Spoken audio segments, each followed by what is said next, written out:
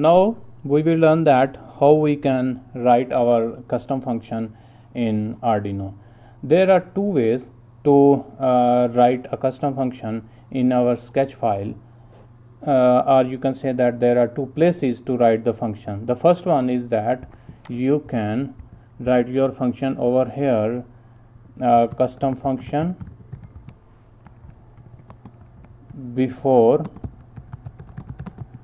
the loop function. You can write your function over here at this place before the loop function, and the second way is that you can declare your custom function after the loop function. So these are the two ways that these are the two ways where you can write your custom function. So let's study one by one. Let me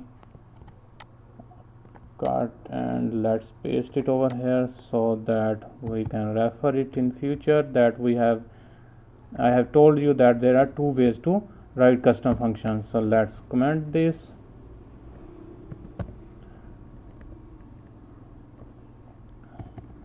Now we are going to study our first way to write our function before the loop function. So over here, let's say I am going to write a function that will add two numbers.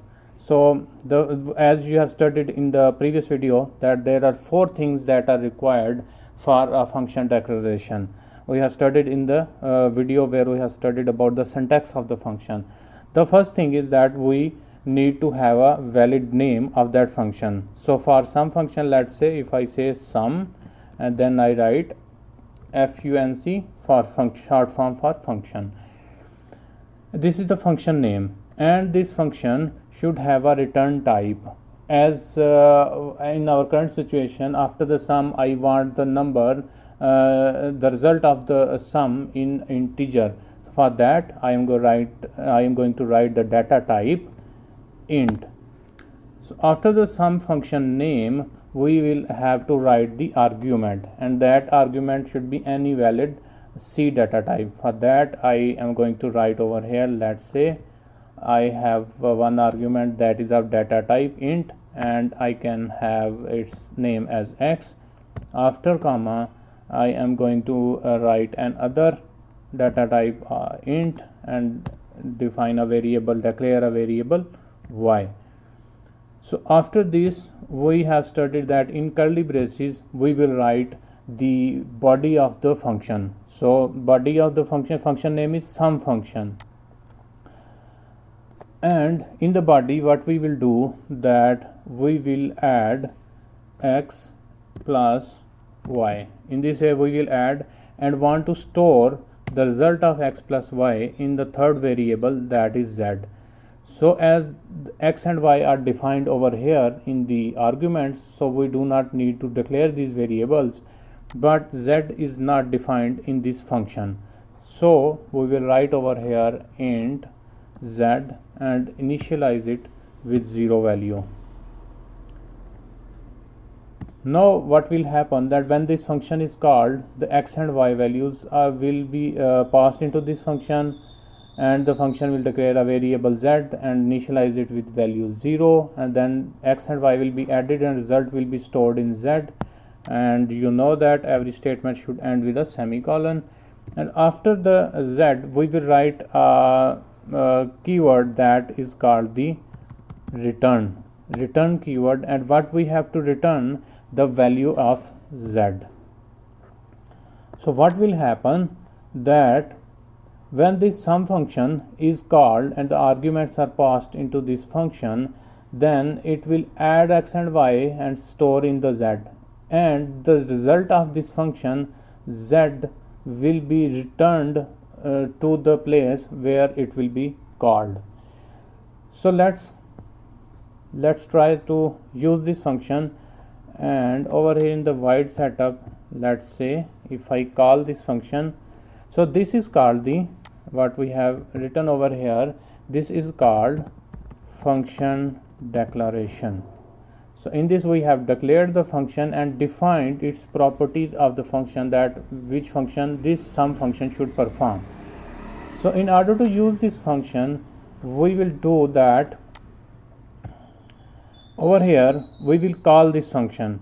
For calling this function, we will write its name, sum function, and in the round brackets we will pass the arguments.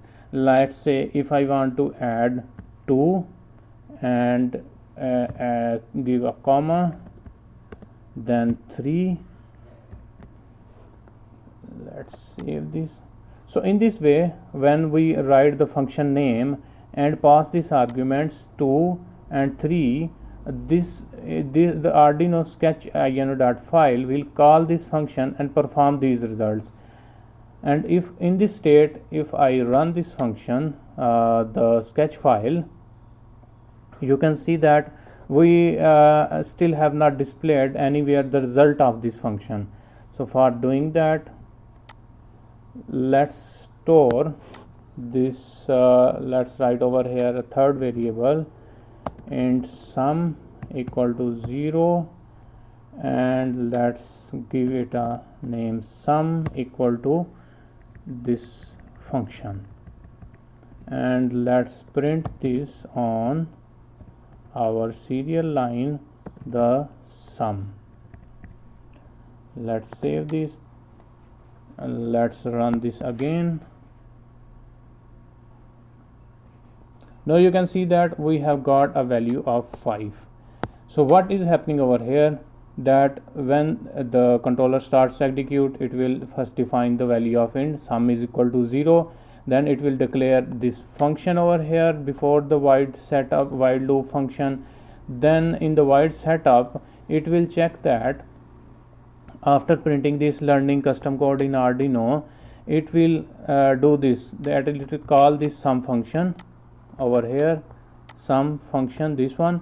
This will be called 2 and 3. 2 will be passed on to the value of x, 3 will be passed to value of y, and after executing all these statements written in this sum function, it will return the value of z. In this case 2 and 3, 2 plus 3 is equal to 5, and the z has a value of 5.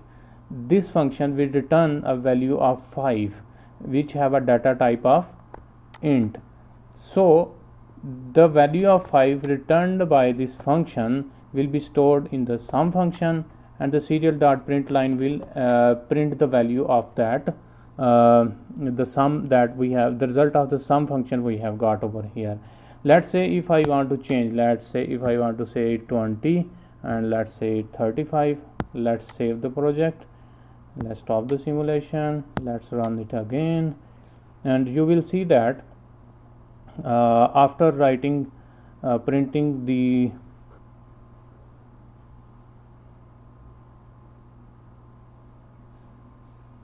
you can see that over here it has first printed this line, learning custom functions in Arduino, then it have added 20 and 35, that is 55, and it has printed the result of our sum function.